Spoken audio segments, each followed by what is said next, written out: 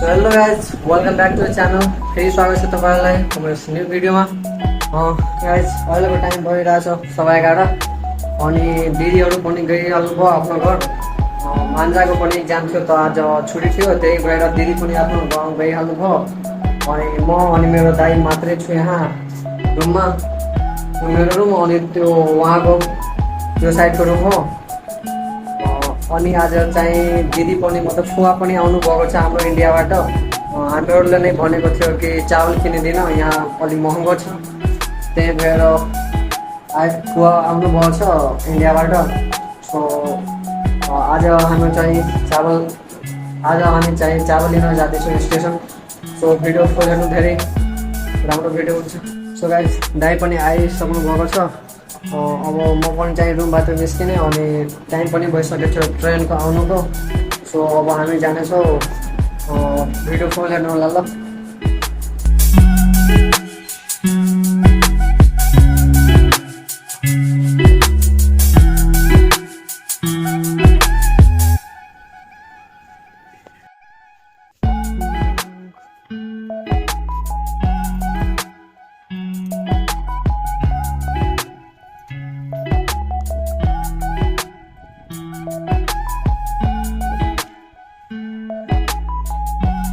ये गाड़ी है, अभी चलते हैं हम लोग।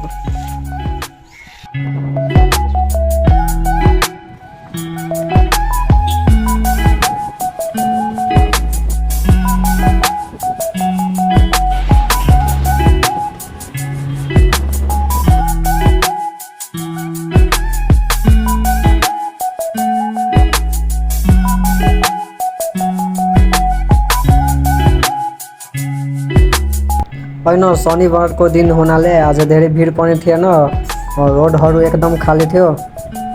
सो हामी छिटै गइसके स्टेसन। अरू दिन जस्तो आज भिड पनि थिएन, त्यति ट्राफिकहरू पनि थिएन।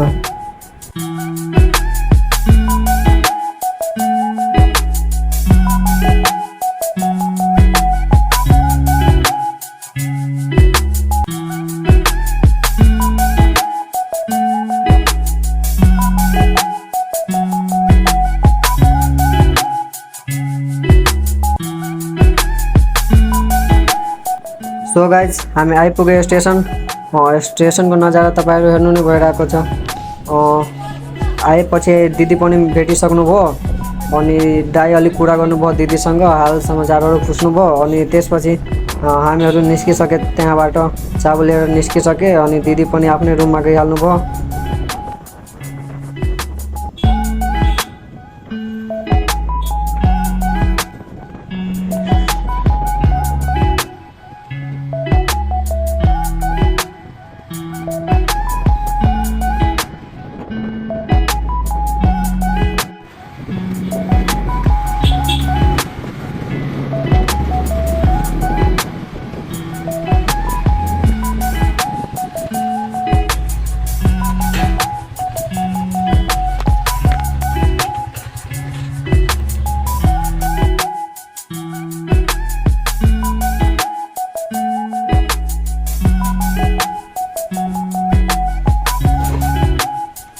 गाइज यसमा पुरै 50 केजी चावल होइन, धेरै भारी थियो।